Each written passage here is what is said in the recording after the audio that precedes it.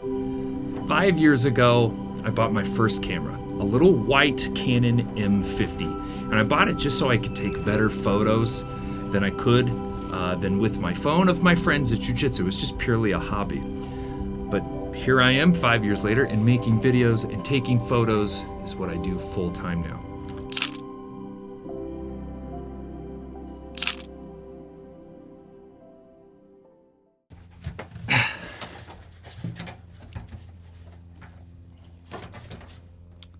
Oh, right there's gonna be the spot.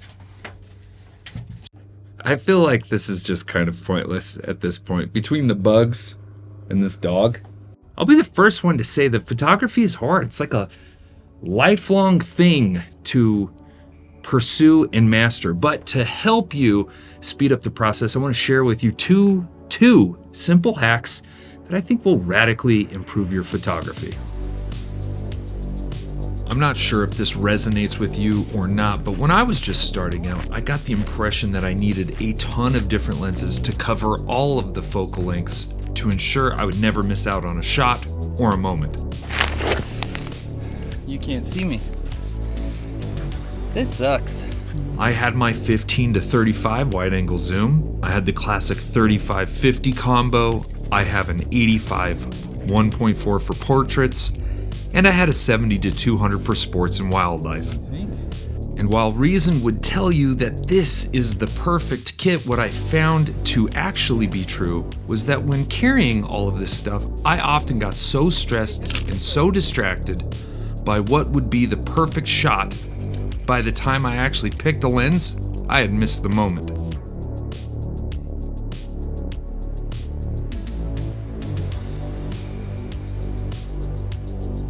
One of the most uncomfortable but beneficial lessons I learned early on was to stick not with just one lens, but with one focal length. This is my Leica Q2, and what I'm about to share with you has nothing to do with the camera, so please don't get hung up on the camera, all right? This is just the camera that taught me this lesson. And that lesson is get rid of all the distraction by getting rid of all the lenses. Just grab one lens, one focal length. I know that's a scary proposition, but hear me out. All right, I've got to bail. The sheer amount of mosquitoes and biting flies, and I just can't take it anymore. I'm just getting destroyed out here. So we'll have to figure out how to finish this video later.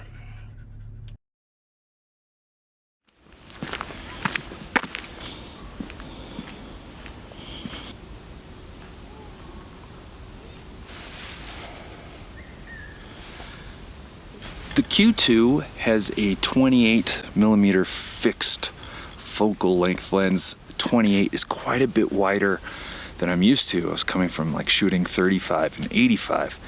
And I gotta be honest, it was really challenging.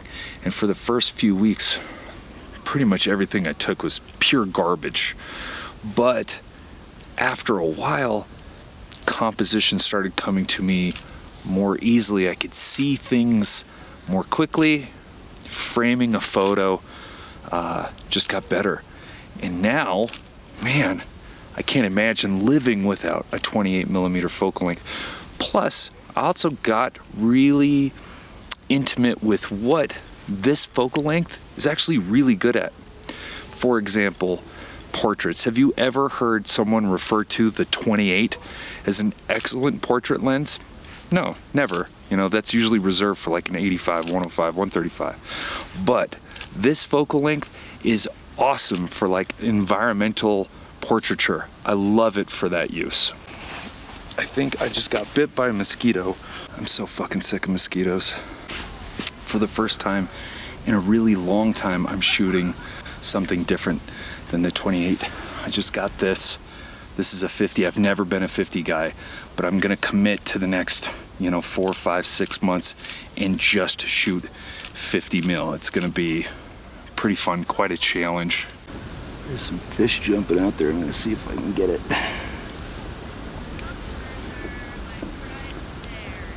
I'm gonna challenge you to commit to one focal length, whether it's a 28, 35, 50, hell, even a 135. Doing so is gonna help you figure out the strengths and weaknesses of each lens, which is going to make you better at composition and in turn a better photographer. So I challenge you to commit to going steady with that one lens, not for a few days, but for a few months.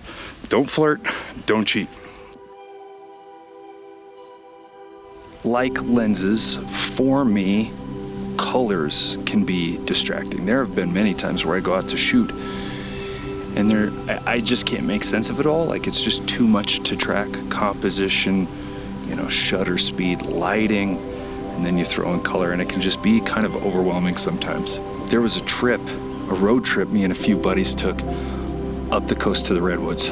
And that morning when we pulled in, it was every photographer's dream.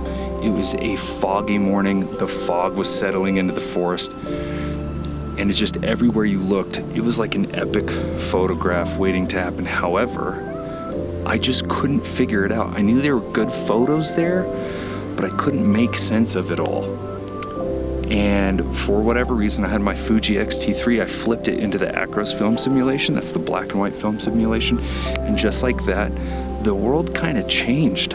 I could see all the little stray strands of light that were shooting through the fog and hitting, patches, and you'd see the contrast and the interplay of the light on the leaves and everything. And it just kind of changed things for me. And I ended up coming away from that trip with some of my favorite photos of all time. Shooting in black and white doesn't mean you're only shooting in black and white. This is what I like to do. Pretty much any modern camera right now, you can set it to shoot RAW plus JPEG. So you're gonna get both a color photo, and then if you set your JPEG to a black and white profile, you're gonna get a black and white. But what this lets you do is it lets you monitor in black and white.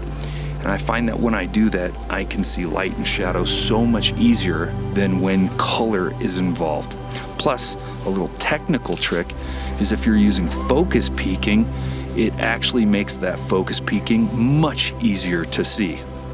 And I'm not trying to argue the merits of black and white over color. I'm not one of those purists that's like, well, black and white is a pure form of photography art. Like, if you like shooting color, go for it. I just particularly like shooting black and white. Fun fact, this camera really is very good at shooting black and white. And my SL2S is amazing for color.